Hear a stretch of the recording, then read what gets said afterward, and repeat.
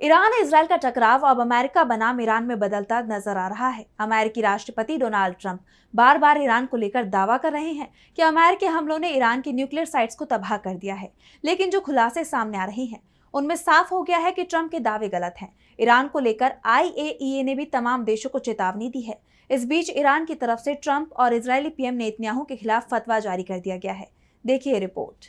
Israel से जंग तो खत्म हो गई, लेकिन अब ईरान और अमेरिका आमने सामने नजर आ रहे हैं। ईरान की तरफ से अमेरिकी राष्ट्रपति डोनाल्ड ट्रंप और इजरायली PM बेंयामिन नेतन्याहू के खिलाफ फतवा जारी कर दिया गया है, जिसमें कहा गया कि जो कोई भी ईरान के सर्वोच्च नेता को नुकसान पहुंचाने या धमकाने की कोशिश करता है वो मुहरिब यानी जंग को पसंद करने वाला अपराधी होगा।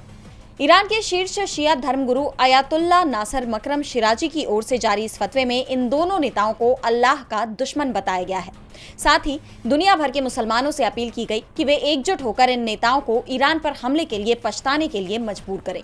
ईरान ने साफ कर दिया कि वो किसी के आगे नहीं झुकेगा और अब वो तेजी से अपने परमाणु कार्यक्रम को दोबारा शुरू करने में जुटा हुआ है, जबकि ट्रंप का कहना है कि ईरान फोर्दो के प्रवेश द्वार को बंद करने की कोशिश कर रहा था, लेकिन अमेरिका के बंकर बस्टर बम उसमें से ऐसे गुजरे जैसे बिल्कुल मक्खन हो। लेकिन ट्रंप के ये दावे एक बार फिर झूठे साबित हो गए।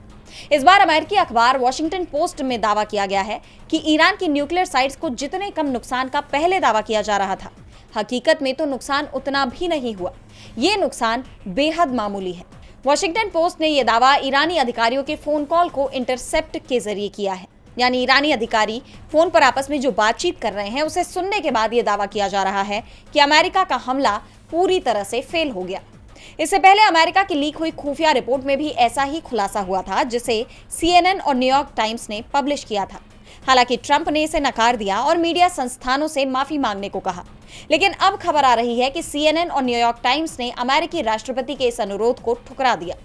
वैसे अब वॉशिंगटन पोस्ट के इस दावे को भी व्हाइट हाउस ने खारिज कर दिया है, लेकिन अमेरिकी राष्ट्रपति अब अपने ही दावे में बुरी तरह उलझ गए हैं। DB लाइव ग्लोबल की रिपोर्ट।